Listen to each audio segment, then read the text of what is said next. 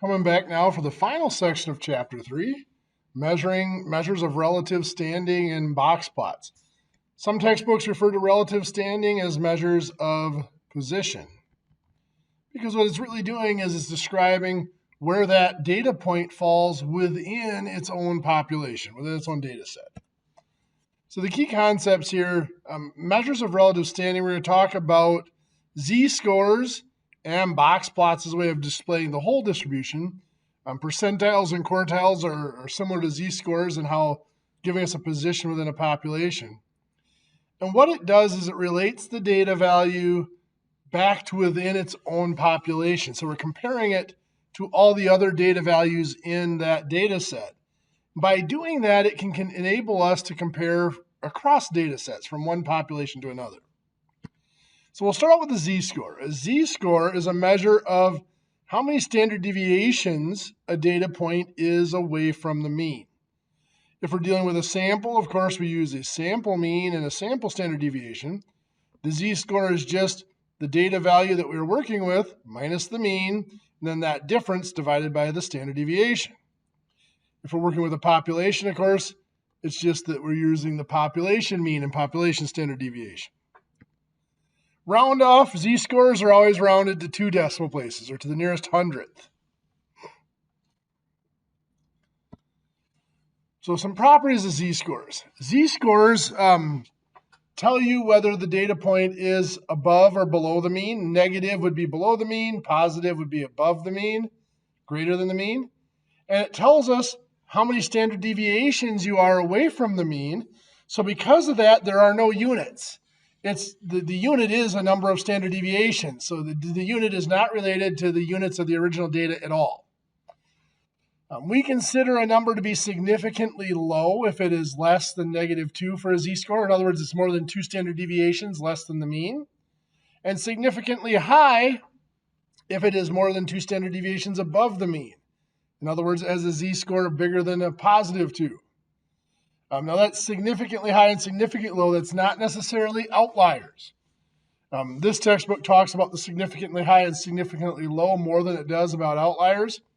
But as far as z-scores are concerned, an outlier, which is a data point that would have to be, in some cases, removed from a data set as being unusual, that would be below -3 or above +3. If the data set, again, we said if the data point's below the mean, it's going to be a negative z-score. Above the mean, it'll be positive. So let's look at an example here. We're going to compare 2 values. We want to know which is more unusual.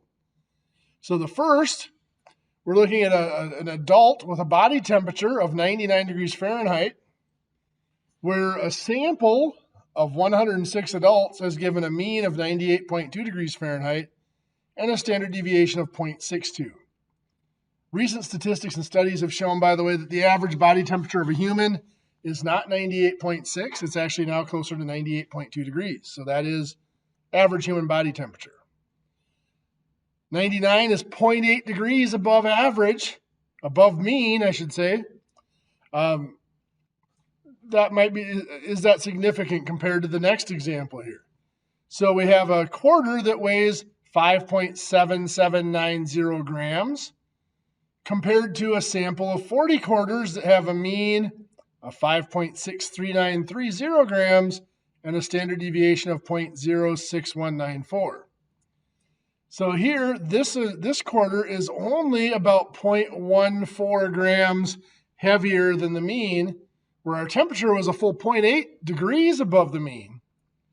But again, those are different scales, different populations. We can't just compare that absolute difference. We need some way to, what we call, standardize that difference. And that's what the z-score does for us. So let's look at the z-score for the body temperature. 99 degree body temperature minus the mean of 98.2. Then divide that difference of 0.8 degrees by 0.62 degrees Fahrenheit. That's 1.29 z-score. First of all, that's positive, so that's telling us the 99 degrees is larger than the mean. It's above the mean. And it's 1.29 standard deviations larger than the mean. So it's a little more than 1 standard deviation above the mean. For the quarter, take our 5.779, subtract the mean of 0.563930, then divide that difference by the standard deviation of 0.06194. We get 2.26. That is again positive, so that weight is bigger than the mean, but it's a positive 2.26, telling us it's more than 2.25 standard deviations larger than the mean. So compared back to their own populations, the quarter is more unusual. It's a higher value because it's more standard deviations above the mean.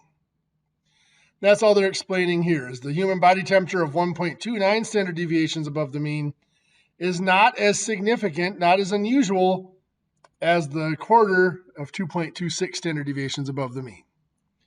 So even though it's a smaller absolute difference, when it's standardized to z-scores, it's a larger standardized difference for the quarter than it is for the human body temperature.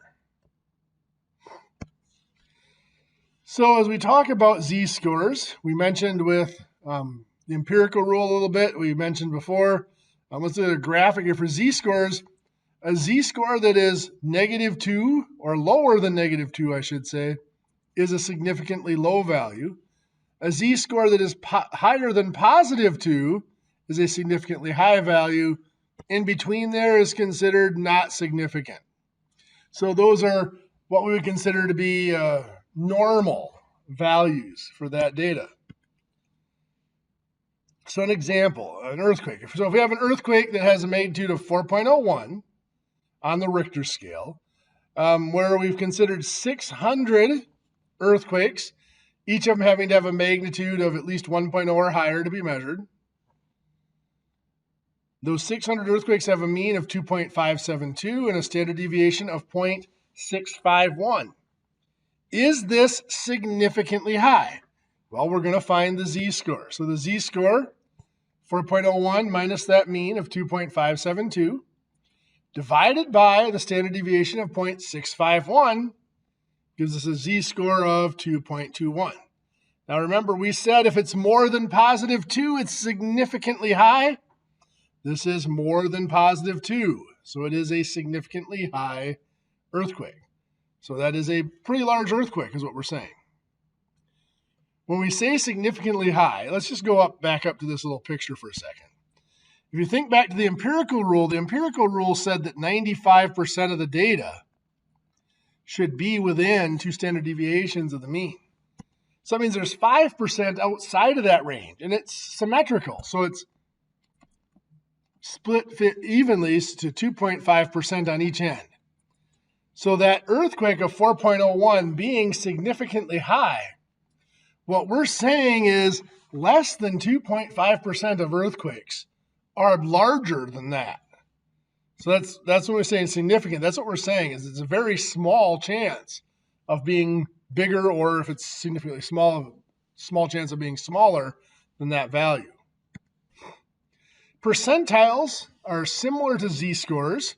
They measure your position within your data set, but they do it using percent. So they divide the data into 1% intervals, and groups that are 1% of the data values, and then classify a data point within one of those groups.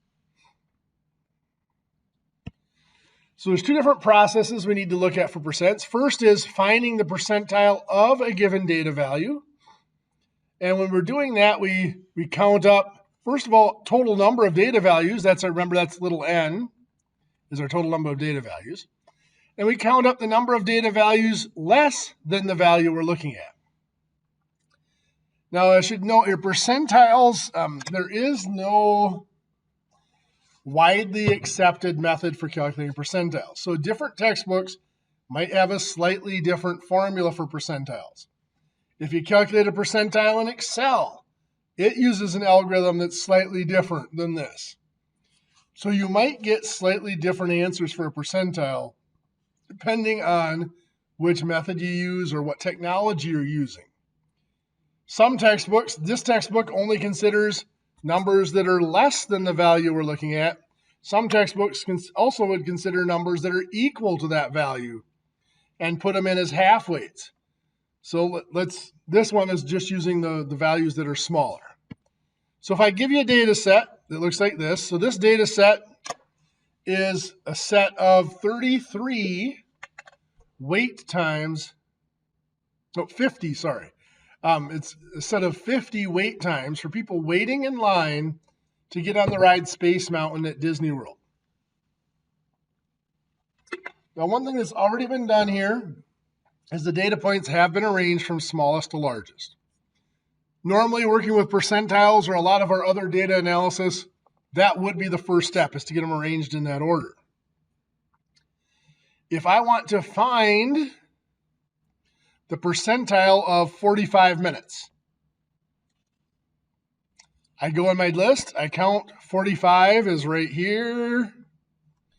If I count these up, there are 36 data points that are smaller than 45 minutes. So I have 36 data points out of a total of 50. 36 divided by 50 is 0.72 times 100 is 72. So that's saying that is the 72nd percentile. So a wait time of 45 minutes is considered to be the 72nd percentile of those wait times, because 72% of wait times will be less than 45 minutes. So some notation to consider. N, as we mentioned, is the total number of data points in the whole set. That's the size of the sample set. K is the percentile that we're looking for. So 25th percentile would be K equals 25. L is the location. It's the position within the data set. So we had 50 numbers in our data set. The 45 was in the 37th set. There were 36 numbers smaller than it. So L, or the location of the 45, was in L equals 37. And PK, P sub K like that, is the kth percentile. So P sub 25 is asking for the 25th percentile of a data set. This little flow chart takes us through finding the percentile given the data value. Or the data value in a percentile, I should say. So we start with sorting the data smallest to largest, which we already have done. Then we're going to compute the location. So K is our percentile. So let's say that this is N, the data set size is 28.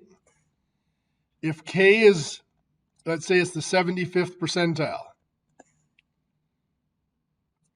So our location will be 75 over 100 times N of 28, which gives us 21.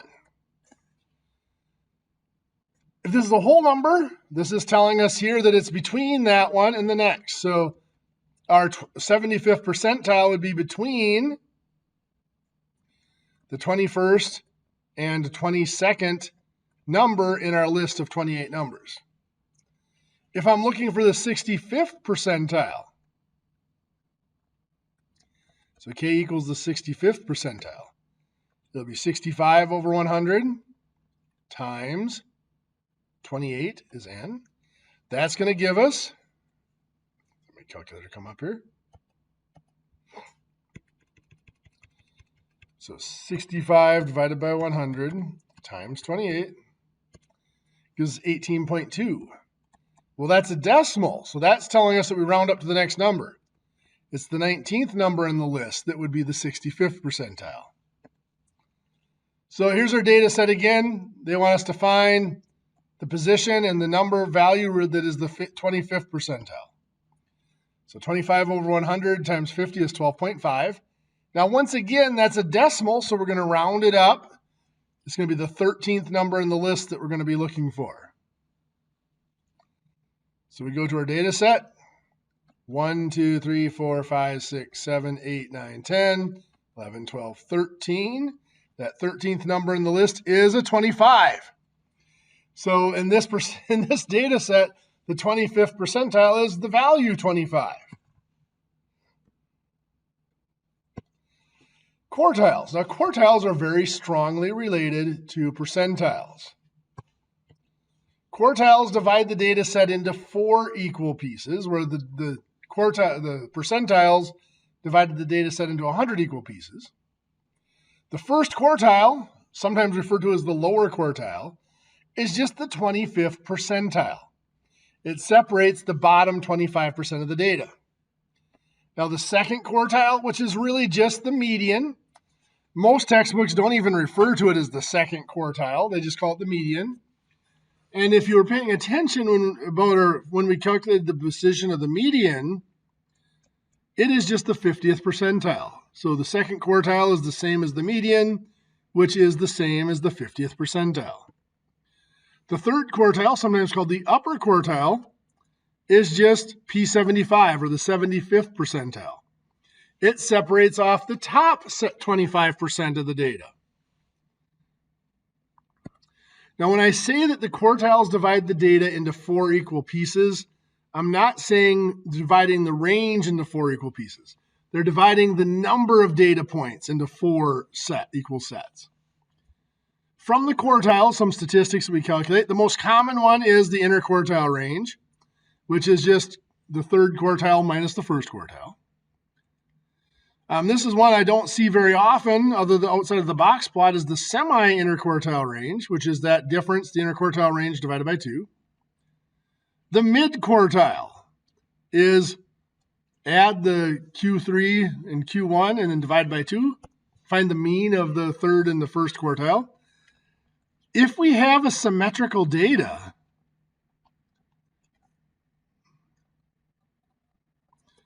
so if we have a symmetrical set of data, in other words, normally distributed data,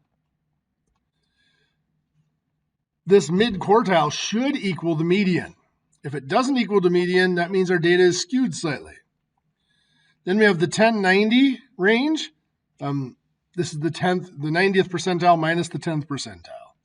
That one gets used for a lot of like standardized tests and stuff like that. We'd use the 1090 range, because then it eliminates those outliers.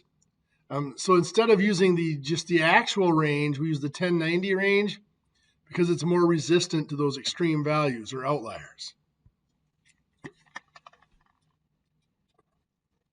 So a structure called the 5-number summary uses these 3 quartiles, Q1, the median, and the third quartile, along with the minimum and the maximum, to get 5 numbers to describe a data set. And the 5-number summary is then used for a plot that we'll look at in a little bit called the box plot. So here's our data set again. To find the 5-number summary, well, it's really easy to find the minimum and the maximum, smallest and largest numbers. The quartile, so the 25th percentile, we already found that to be the 25. 75th percentile is going to be at the other end. That was the 50. And then our median, or second quartile, is going to be between 2 numbers, because if we do 50%, 50 over 100 times n is 50 here, we get 25. Since that's a whole number, it tells us it's between the 25th and 26th number. So 35 is the 25th. This 35 is the 26th number in the list. So our median is 35. So our 5-number summary is we have a minimum or smallest value of 10, first quartile of 25, median of 35, third quartile of 50, and a largest number, a maximum of 110. So we use this to construct a box plot, sometimes referred to as a box and whisker plot. The box plot just graphs these 5 numbers and then arranges them in such a way to make it visually able to see how the data is distributed. So we start out with the minimum and maximum are going to be the ends of our whiskers. We draw lines out to those from the internal box. The main box is a box that goes from the first quartile to the third quartile with a line marking the median or the second quartile. So here's our same data set. We already found the 5-number summary to be the 10, 25, 35, 50, and 110. So on a number line here, you see we got our numbers, range marked from the full range of our data, going from 10 up to 110 here. And when I would construct this as above my number line, I would mark first quartile with a line, median, third quartile. Then I connect those to make the box. So that middle box represents the middle half of the data. So half of the data points fall between 25 and 50 for this data set. And then we draw a whisker out to the minimum of 10 and another whisker out to that maximum of 110. Now this whisker is long. That is by far longer than any of the other four pieces. The smaller the piece is, so this piece being the smallest section here between the first quartile and the median, the smaller that section is, the closer the data points are there. So because that's the smallest section here, that tells us the data points are pretty close together there. Whereas out here, because that's the biggest section, it's telling us the data points are pretty spread out in that area. So the size of each section in this box plot allows us to make discussions about how the data is distributed, whether it's symmetrical. This is obviously not symmetrical because this whisker is way longer than that whisker. And whether it's skewed or not. This one was skewed because one whisker was way longer. So skewed, like here for this one, this data set, if I drew in my curve through the top, well, this right tail is skewed out quite a bit, is stretched out quite a bit. So this is skewed to the right. You can see in the box plot down here, that right whisker is way longer, way bigger than any other section of the plot. Well, this is normally distributed. In other words, it's symmetrical, but it's more data points in the middle. So you can see it's symmetrical. This whisker is the same length as this whisker. The two sections of the box are about the same size. Also, though, the sections in the box are smaller than the whisker. This section here is smaller than that section there, which is what it should be. The whisker should be longer because the data point should be more spread out the further you get away from the center of the data. And then this is uniformly distributed. There really isn't a distribution of data there. Every section of the plot, of the box plot, should be about the same size. You can see this one's a little bit longer, but in general, they're pretty close to each piece being the same size. So you can look at the box plot and compare the sizes of each of those four sections, and it gives you a pretty good idea of how the data is distributed. So now we can identify outliers in our box plot. We saw up here, this whisker was way longer than the other whisker and way bigger than any other section of the box plot. That should have alerted us that there might be an unusual value there, might be an outlier out there. And that's what this is going to describe. So we start with our quartiles, and we find the interquartile range. That is that third quartile minus the first quartile. And then we multiply that interquartile range by 1.5. So for the data set we had up here, first quartile was 25, third quartile was 50. The interquartile range would be 50 minus 25, giving us the interquartile range of 25. So 1.5 times that gives us 37.5. This then is a distance from our quartile. So if we have the first quartile here and the third quartile here, anything more than 37.5 away from the third quartile would be an outlier. Anything more than 37.5 away from the first quartile on the lower end would be an outlier. Looking back at this box plot, well, 25 minus 37.5, that'd be negative. There's no outlier on the lower end. But on the upper end, 50 plus 37.5 would be 87.5. So anything beyond that is an outlier. So we would cut this off here. The whisker would only go out to 87.5. Then let's go back to the data sets. There are two values that are bigger than 87.5. So they'd be marked with a star and asterisk. There's a star here at 110 and a star at 105 to mark those two data points. Those two data points are considered outliers in this data set. They still have to be on the box plot. We show them with a star, but we cut off this upper whisker at that limit, that 1.5 interquartile ranges outside of the quartiles. And so this is just a description of what I just showed you of how we mark those outliers on the box plot.